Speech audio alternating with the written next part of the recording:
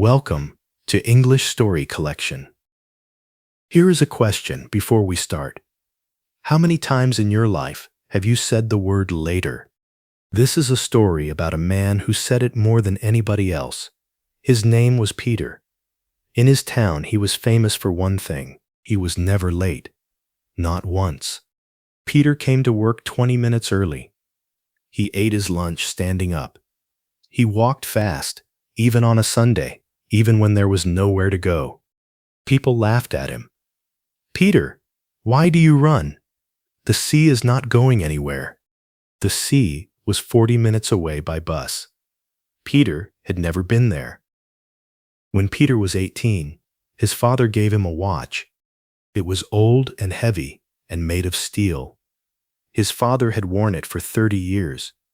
The glass had small scratches on it. It felt warm in the hand, like a stone in the sun.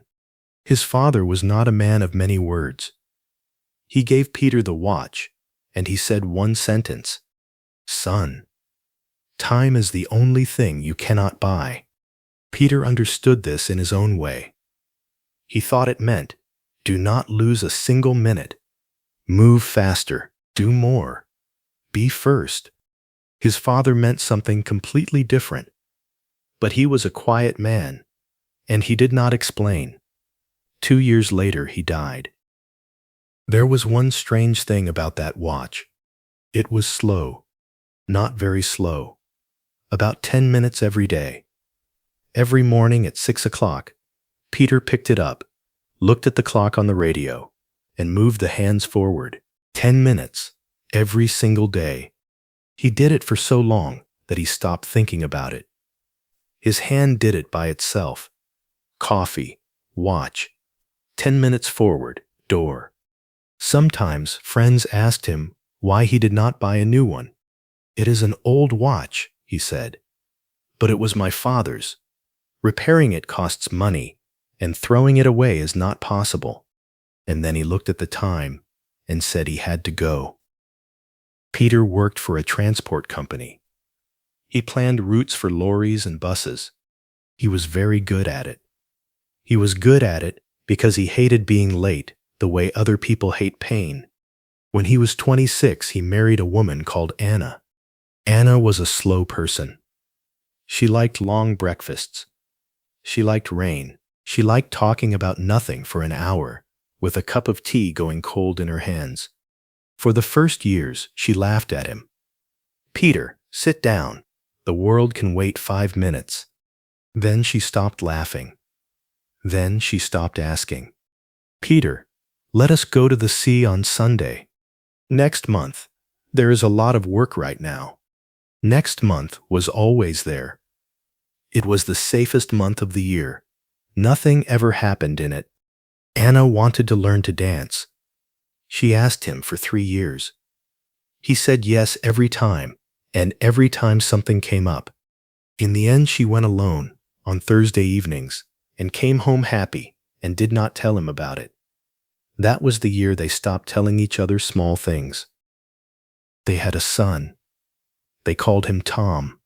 Tom was 5 years old when he caught his father by the hand at the front door one morning. "Dad, come and look. There is a snail on the path. He is crossing the road." Peter looked at his watch. The bus was in 4 minutes. "Later, Tom. We will look at it in the evening." In the evening, the snail was gone. In the evening, everything was always gone. These were small things, tiny things. Nobody cries about a snail. A year later, there was a school concert. Tom was a tree. He had 4 words to say, and he practiced them in the bathroom for a week. Peter came late. He stood at the back of the hall and watched the last 10 minutes, and the tree part was already finished. Tom said it was fine. Children say that. But Tom never called his father to come and look at anything again. Not once in his whole life. Peter had a list, not on paper, in his head. Learn to swim, go to the sea, read the books standing on the shelf, repair the bicycle in the garage, sit with his mother and drink tea slowly, with no clock in the room. Every item on that list had the same little word next to it. Later. His mother died when he was 44. He was in a meeting. He arrived 2 hours after the phone call. He sat in her kitchen for a long time. There were 2 cups on the table. She had put them out in the morning. One of them was still clean. Anna got ill when she was 64.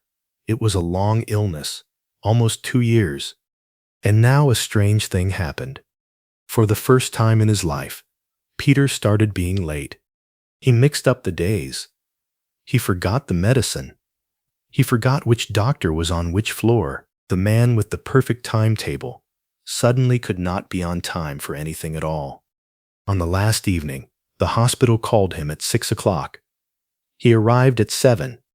The doctor spoke very quietly. She went to sleep at 6:30. 20 minutes.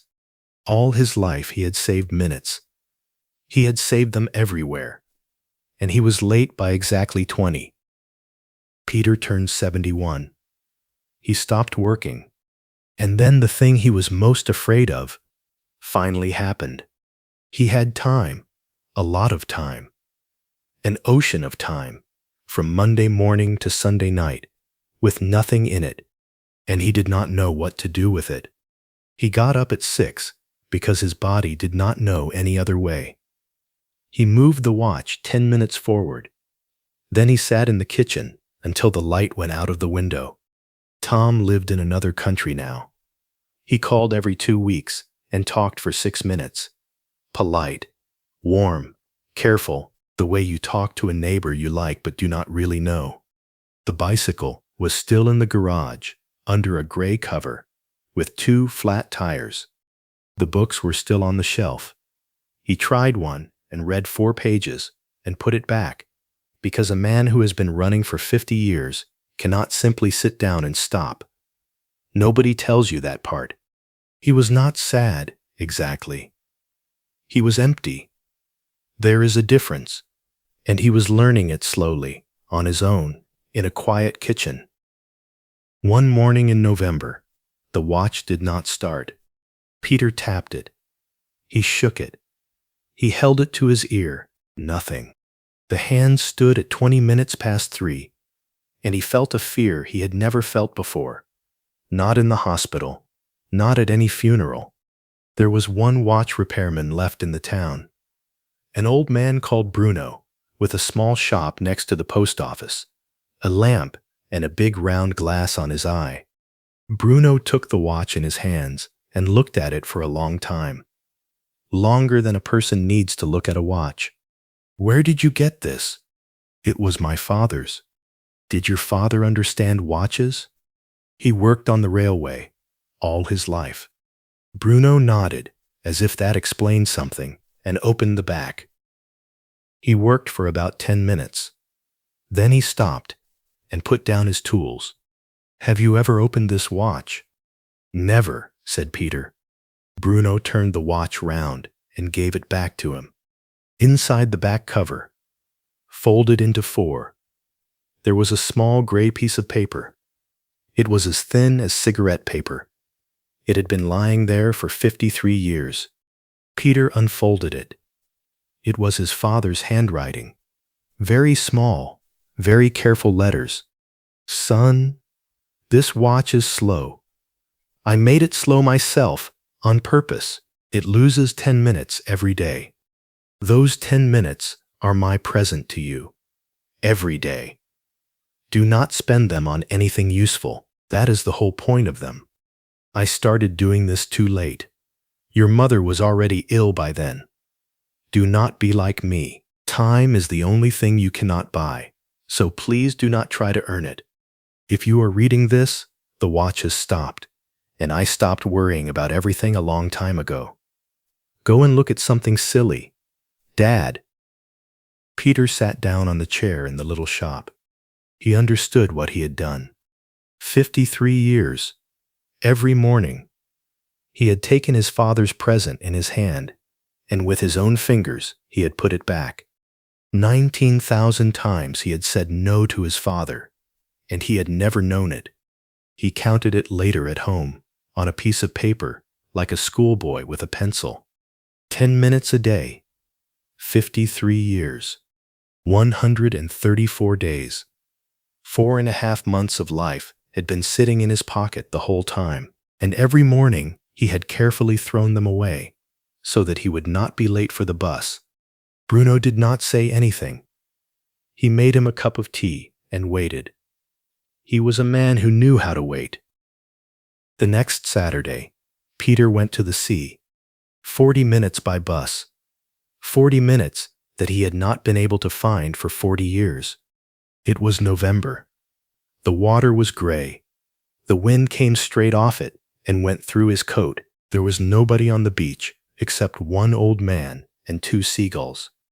He sat down on a wet stone in his good coat, and then he did nothing. That was the hardest thing he had ever done in his life. Harder than any meeting, any night shift, any timetable. He sat there and did nothing for 2 hours, and he was not late for anything. A dog came past and looked at him and went away again. A wave came in and went out. Then another one. Nothing needed him. Nothing was waiting. And he cried, which surprised him very much, because he had not cried at his mother's funeral, or at Anna's. On the way home, the bus was 15 minutes late. He noticed that he did not care, and he sat and looked out of the window at the dark fields. And that was the first evening in 50 years that felt long in a good way. In December, Tom called. 6 minutes, as always. Work, flights, a new position. A manager who did not understand anything. Then Peter asked him if he could come home for a few days. There was a short pause on the line. "Dad, I would like to, really, but right now I have no time at all, maybe in the spring." Peter sat with the phone in his hand and listened to his own voice coming back to him after 40 years. He did not say anything clever. He did not give a lecture about life. He knew it does not work. People had told him 1,000 times, and he had not heard a single word of it. He just said, "All right, son. I love you." Tom was quiet for a few seconds. His father had not said those words out loud for about 20 years. The next week, Peter went to the post office. He put the watch in a small box. It was working now. Bruno had cleaned it and repaired it. And Bruno, who understood everything without being told, had left it slow. He put his father's gray piece of paper in the box too. And he put in one more page, his own, written in his bad handwriting. "Tom, this watch loses 10 minutes every day. Do not correct it. I corrected it for 53 years. And I am more sorry about that than about anything else I have done. Once, when you were 5 years old, you called me to come and look at a snail on the path. I said later, I think about it almost every day. Please forgive me. 10 minutes a day. It is not much, but it is mine, and now it is yours." Tom came 11 days later. Not in the spring. In December, in the middle of the week, with no suitcase and a ticket home in 2 days. They did not talk about the letter. Men in this family did not talk much. They walked around the town and drank their coffee standing up, because habits are strong, and 2 days is not enough to break them. On the second day they were walking to the bus stop, and Tom suddenly stopped in the middle of the path. He went down on one knee.